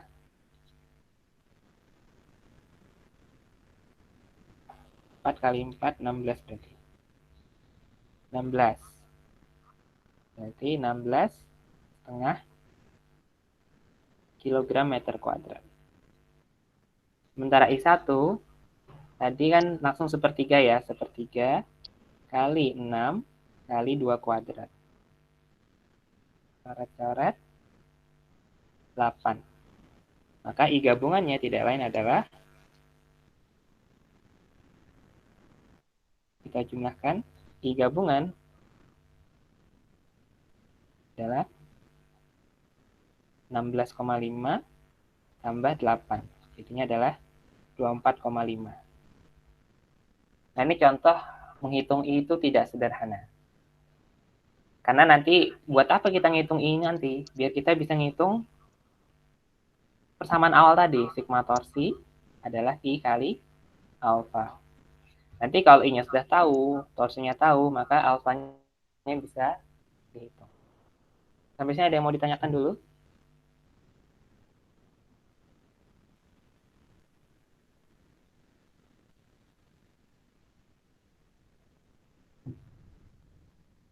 Oke, belum ada ya. Oke, saya lanjutkan. Nah, nanti tinggal torsinya di berapa hitung, nanti bisa ketemu alfa. Alfa adalah sigma torsi bagi dengan I. Oke, sekarang saya bagian yang Oke, kemudian tentang torsi ya. Torsi tadi adalah R cross F. Jadi harus cari yang tegak lurus. Nah, kayak soal kemarin yang saya rasa sangat banyak yang kesulitan ya terkait apa? Ini batang, terus ini ada benda diikat beban, terus diikat tali, gitu ya. Gimana ngitung torsinya? Nah, ya aslinya kan sebenarnya torsi itu bergantung dari titik kemana sih yang kita anggap sebagai poros. Dan ini sebenarnya bebas. Mau di sini, mau di titik A, mau di titik B, dua-duanya bisa. Kemarin di pembahasan itu saya mengambil contoh, kita mengambil poros di titik B. Ya sebenarnya nggak harus di situ sih, titik A pun nggak masalah. Nah, kalau yang B kan nanti teman-teman bisa lihat lagi di video sebelumnya ya. Nah, saya kali ini contohkan gimana kalau kita mengambil porosnya di titik A. Nah, kalau di titik A, berarti apa aja sih gaya yang bekerja? Torsi yang bekerja lebih tepatnya. Berarti ada, oke, sebentar, ini ada F di sini ya. Oke, ada 2 massa, terus ada lagi massa batang itu sendiri. Nah, oke, jadi pertama kita, saya gambar yang besar aja biar lebih jelas.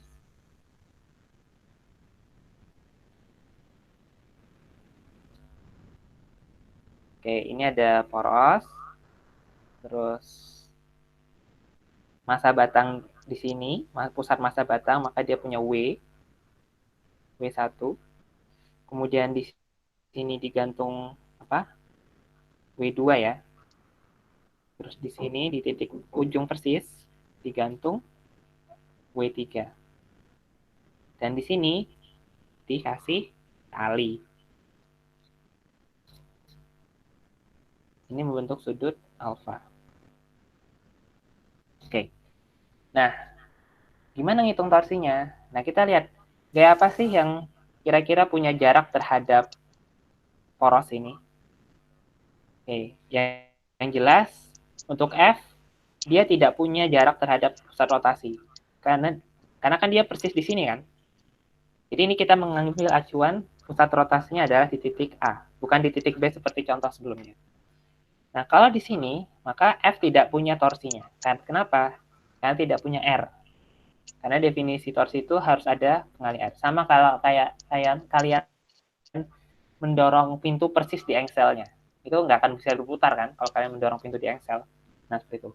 Maka berarti siapa saja penyebab torsinya? Ya, berarti ada 3.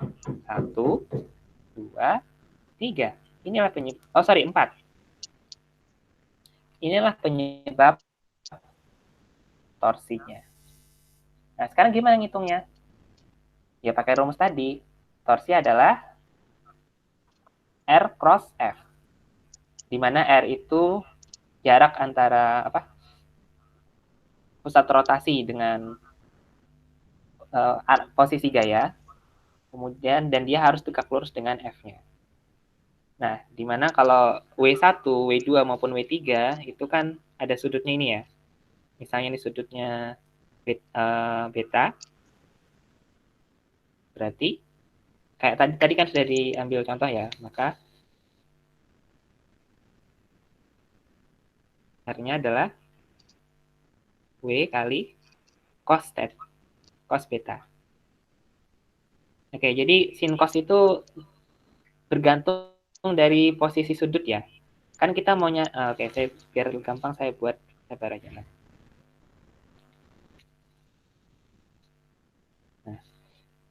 W-nya ke bawah, terus dikasih sudut alfa ini. Ini jaraknya sebut saja ini L. Sementara saya mau nyari R. Gimana cara nyari R? Berarti R adalah L cos theta kan? Nah, itulah kenapa kalau mau nyari torsi oleh W ini, berarti L kali W kali cos alfa. Karena kita mau nyari R ini. Dan R itu tidak lain adalah L cos alfa. Gitu ya, jadi prinsipnya cari arah yang tegak lurus dengan posisi gaya. Gayanya ke bawah, maka R-nya harus ke kanan. Kita nyari yang tegak lurus. Bisa dipahami ya? Sehingga, kita kembali ke soal sebelumnya, baik W1, W2, maupun W3, nyari torsinya kayak gitu. Berarti L1 kali W1 kali cos theta. L1 berarti ke sini ya. Sementara W2 berarti pakai L2, W2 cos theta. Cos alpha, sorry, ini alpha ya. Sebentar, ini biar nggak salah. Ini sudut A, gini aja. Ini sudut A, ini sudut B. Biar nanti nggak bingung. Oke. Ini sudut A, ini sudut B. Baik. Berarti untuk mencari torsi oleh benda 1, 2, dan 3 itu LW cos A. Nah, kemudian bagaimana dengan yang tegang tali? Oke, ini ada dua pilihan. Boleh ini diurai sumbu XY. Oke, saya buat tab baru.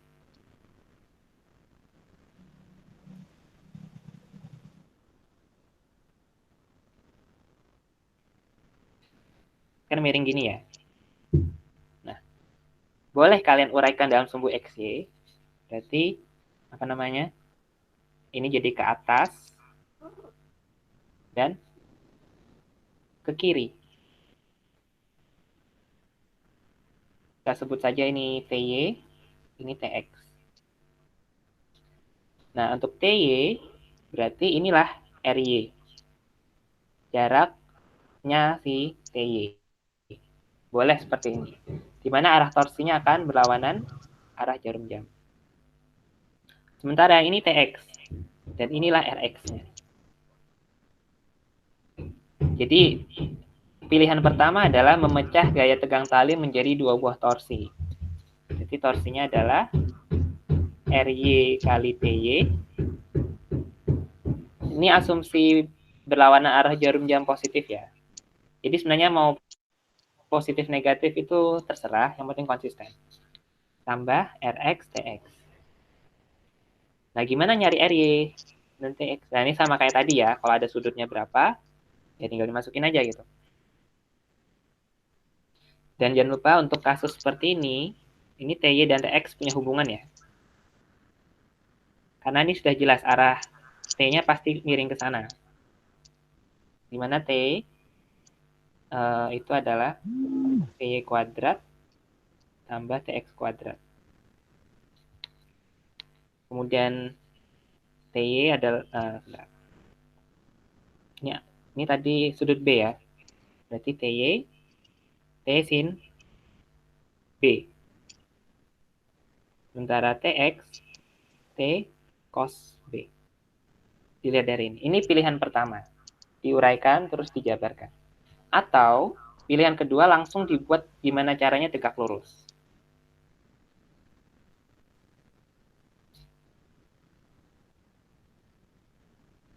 Ini sudut A.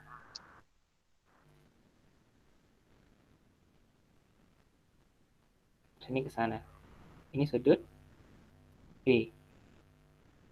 Ini adalah sudut A.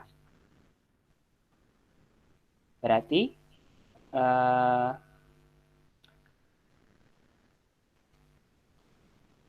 antara L dan T itu dia punya sudut A plus B.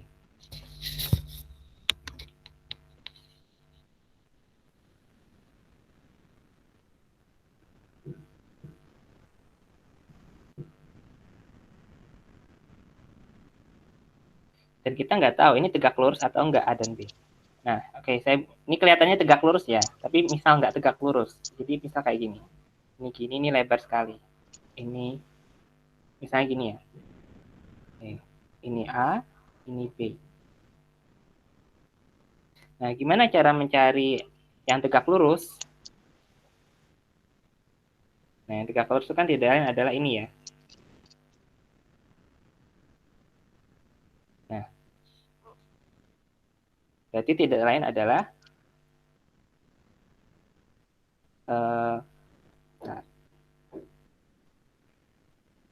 T yang siku-siku, yang tegak lurus dengan R itu kurang lebar ya. Saya hapus dulu. Clear page. Oke, gini.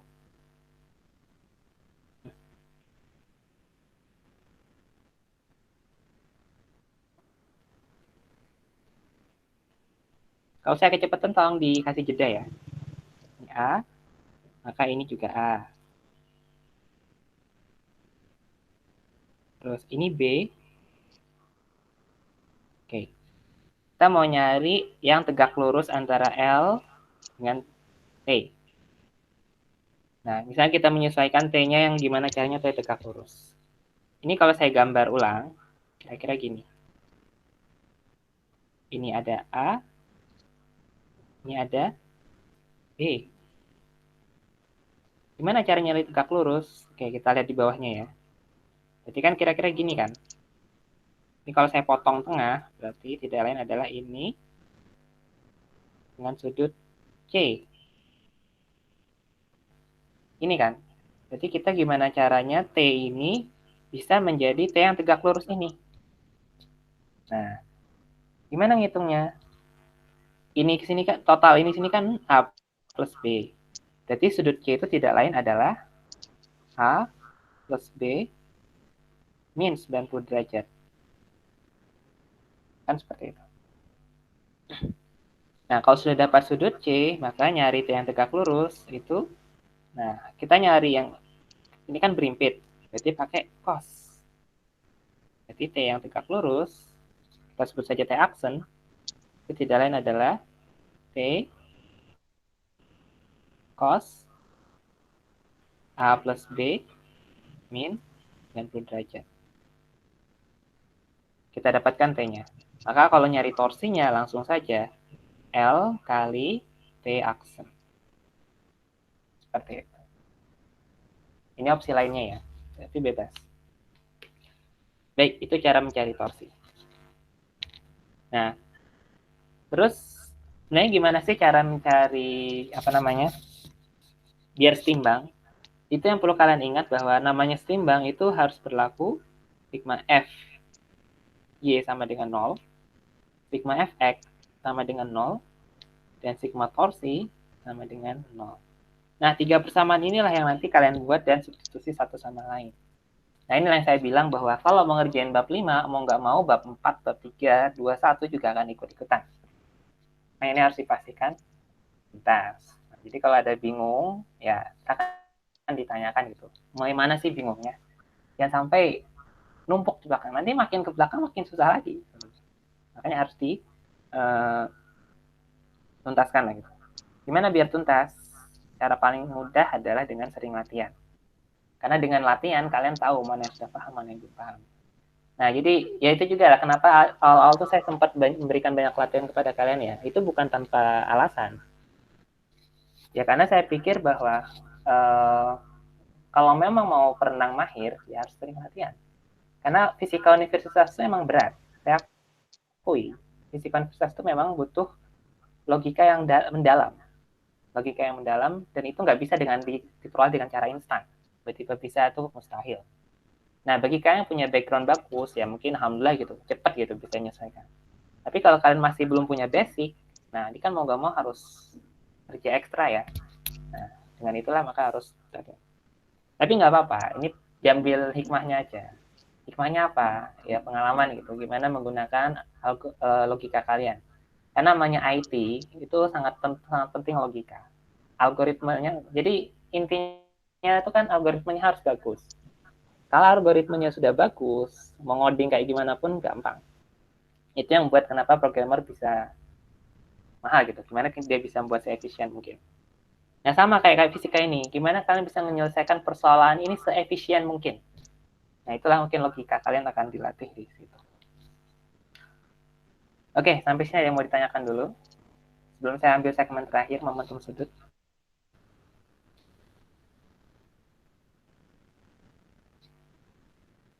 Oke, kalau nggak ada, saya masuk segmen terakhir ya. Ya, semoga kalian masih kuat.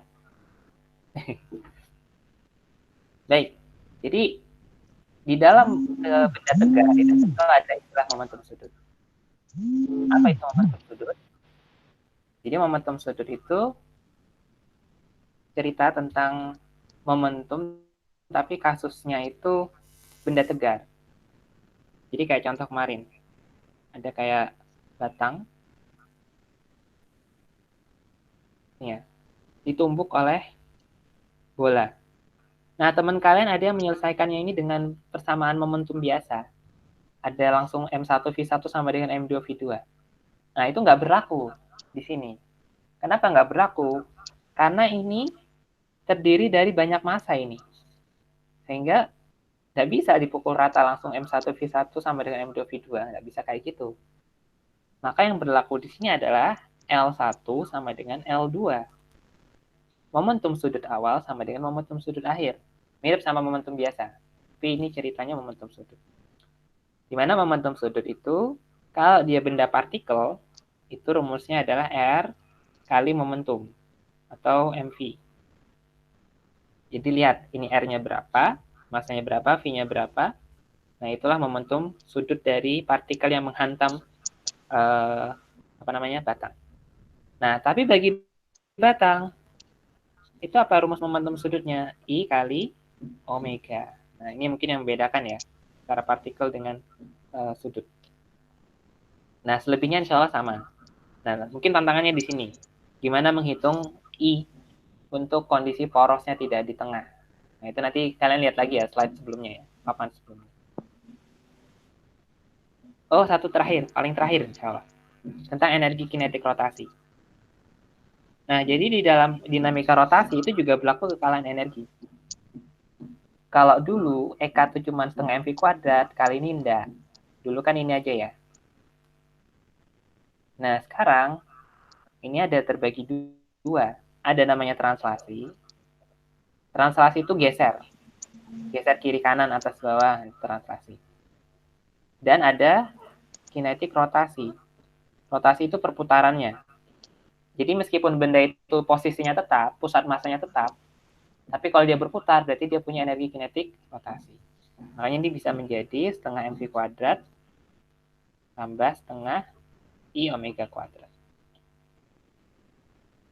Nah, selebihnya insya Allah sama. Jadi misal ada bola jatuh dari ketinggian tertentu sampai di bawah, berapa energi kinetiknya, berapa kecepatannya. Nanti kinetiknya dibuat pakai rotasi dan translasi istilahnya. Kalau dia menggelinding. Oke, saya rasa itu dulu. Ada yang mau ditanyakan?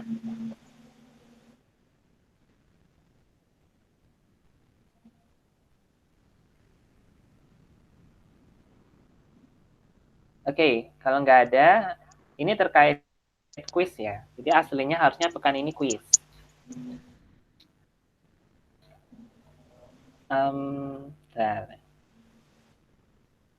Nah, nanti insya Allah habis ini saya akan sampaikan tentang gimana teknik quiznya. Saya masih mikir ya, apakah dibuat lisan, atau dibuat tertulis berbatas waktu, atau tertulis waktunya panjang, atau stasi. Ini saya coba pikirkan ya, tapi insya Allah nanti habis sesi ini, mungkin paling lambat besok ya. Nomor 3 kemarin belum paham. Oke, ada yang bertanya tentang nomor 3 kemarin masih belum paham. Oke, kita lihat board-nya ya.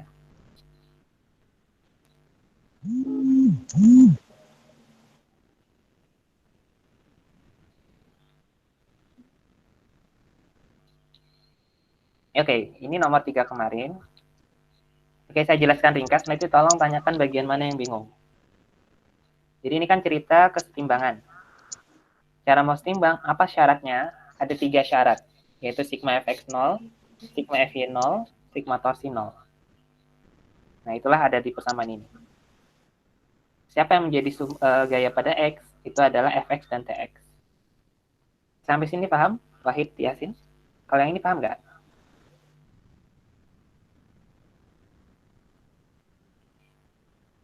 Oke. Kalau yang ini, sigma fy sama dengan 0. Yang ini paham? Jadi pada sumbu Y ada gaya Fy, Ty, ada W1, W2, W3. Yang ini paham? Baik, sekarang yang ketiga, torsi. Sigma torsi sama dengan 0. Mungkin ini agak rumit ya. Baik, nah, ini saya jelaskan ulang ya. Jadi ini, di soal ini saya mengambil titik B sebagai pusat rotasi. Karena saya ngambil titik B sebagai pusat rotasi, maka torsi yang bekerja ada 4 ya.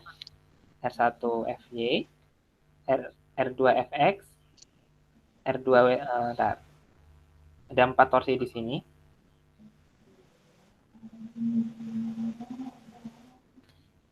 Oke, ini ya. Jadi ada gaya F ini terurai 2 ya. Ada yang nanti saya buat tab baru aja biar enak. Kita ngambil porosnya di sini nih. Jadi poros itu bebas ya. Nggak harus di mana-mana tapi bebas. Ada sini 1, ini 2, ini 3, ini 4. Oke, sampai 4 torsi bisa dipahami nggak? Ada FY, FX, W1, W2. Sampai sini paham nggak Wahid Yasin? Ada 4 torsi yang bekerja untuk acuan titik B sebagai pusat rotasi. Ini pusat rotasi di sini. Atau ini bingung nggak? Yang kenapa ada 4 gaya yang jadi torsi? Jadi siapa yang hilang? Jadi gaya torsi yang hilang itu adalah T. Ini hilang. Kemudian ada W3 hilang. Kenapa hilang? Karena yang merah itu posisinya di pusat rotasi. Makanya torsi oleh T itu 0. Torsi sama dengan 0 untuk yang T dan W3. Sampai sini bisa dipahami? Wahid Yasin? Nah, kalau sudah paham ini, baru kita uraikan masing-masing. Nyari F torsi oleh FY, berarti kita nyari R-nya dulu. F-nya kan ke sana nih. Maka yang mana R-nya? Berarti ini ke sini. Inilah R-nya. Sementara yang FX,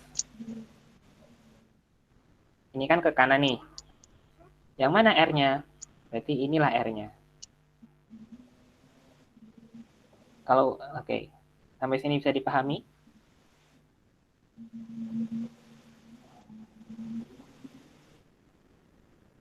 Tuh, enggak paham. Baik. Nah, saya ulangi. Nah, apa sih torsi tadi?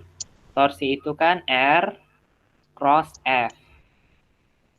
Jadi kita mengkalikan antara jarak titik pusat rotasi dengan gaya, dengan gaya tadi ya, di mana R itu harus tegak lurus dengan gayanya.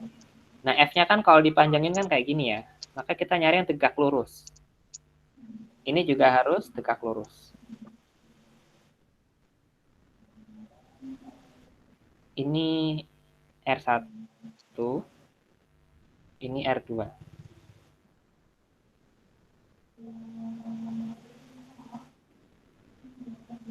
Oke, sebentar, saya buat tab baru aja biar lebih jelas.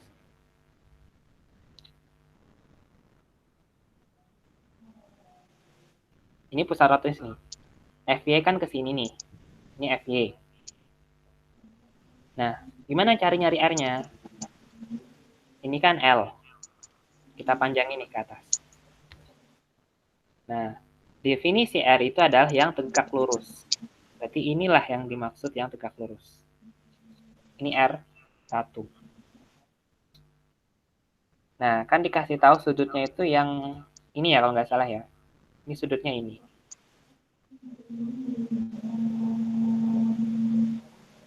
Dan R1 itu sebenarnya ya sama aja kan kayak ini kan R1 juga ini. Maka R1 adalah L cos theta.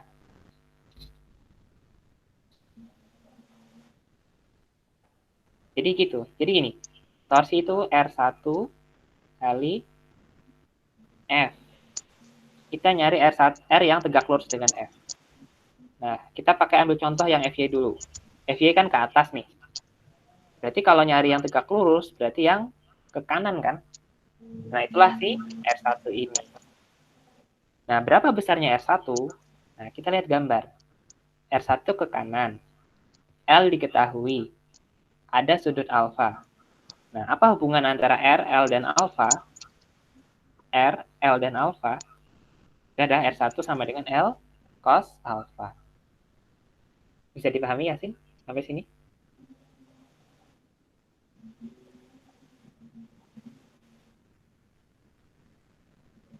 Oke, baik. Alhamdulillah.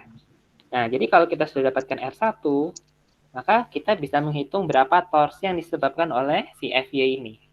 Kita masukkan R1, R berapa nilainya? Sebut saja 10 ya. 10, F-nya misalnya 5.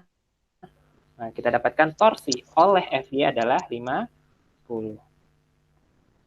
Nah, itu untuk Fy. Nah, itu lakukan hal serupa untuk gaya-gaya yang lain. Dimana tadi kita sudah dapatkan ya, di sini ada 4 gaya. Ada disebabkan Fy, ada oleh Fx, ada W1, ada W2. Nanti dapat 4 buah torsi. Nah, kalau udah dapat 4 itu, barulah masuk ke persamaan yang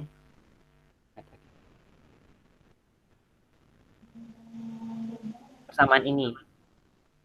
Kita masukkan nilai-nilainya, baru kita dapatkan nilai TY dan ini ya, jadi ini ringkasnya dapat angka-angka ini.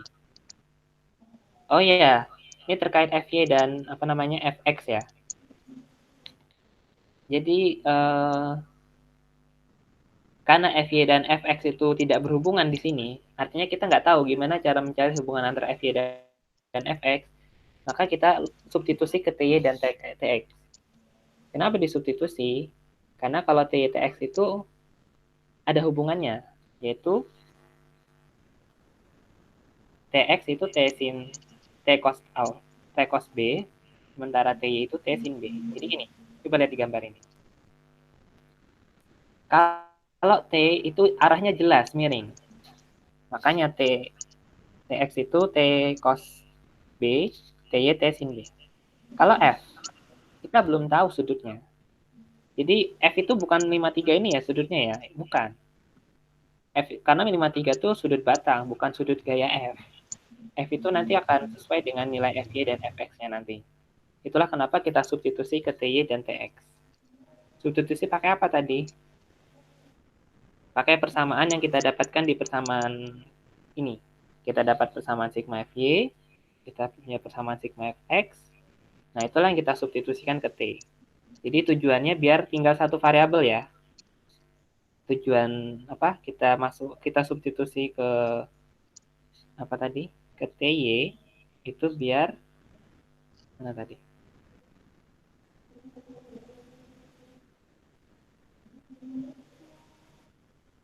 Ya, biar hilang F-nya. Nah, kalau sudah dapat T dan Tx, seperti ini, kita dapat nilainya. Nah, kita dapat T, Tx kan? Barulah kita rubah Ty menjadi T sin theta. Kita rubah Tx menjadi T cos theta. Maka tinggal variabelnya T semua kan? Kalau udah ketemu T, ya udah ketemu dong nilai T-nya berapa. Jadi tuh, jadi matematis ini untuk mencari yang belum diketahui. Kalau W kan sudah tahu nilainya, W1 sudah tahu, W2 sudah tahu, W3 sudah tahu. Kita nggak tahu T, kita nggak tahu F kan. Kita nggak bisa menyelesaikan kalau barengan. Makanya harus dibuat satu variabel dulu semuanya. Dalam hal ini saya memilih dirubah menjadi T. Nah, kalau sudah ketemu, maka kita bisa dapatkan nilai T-nya adalah sekian. Kalau T udah ketemu, yang lain ketemu. Nyari F, tinggal substitusi aja. Nyari F, tinggal T cos ini. Terus nyari Y, Fy, 300 min Py. Nyari F, Fx kuadrat tambah Fy kuadrat. Seperti itu. Bisa dipahami Wahid Yasin?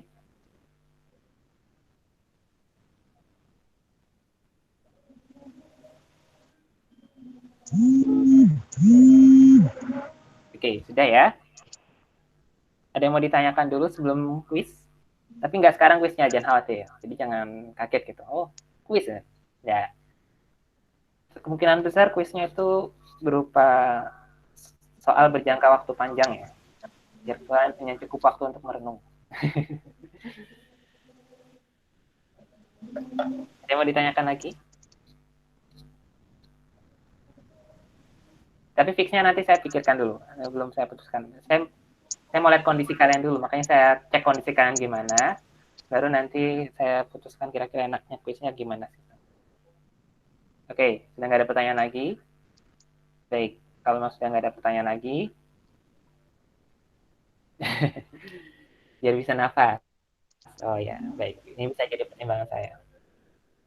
Baik, insya Allah itu dulu untuk hari ini. Saya mohon maaf. Pertanyaan saya ucapkan terima kasih. Assalamualaikum warahmatullahi wabarakatuh. Ya, saya share. Yuk, saya share.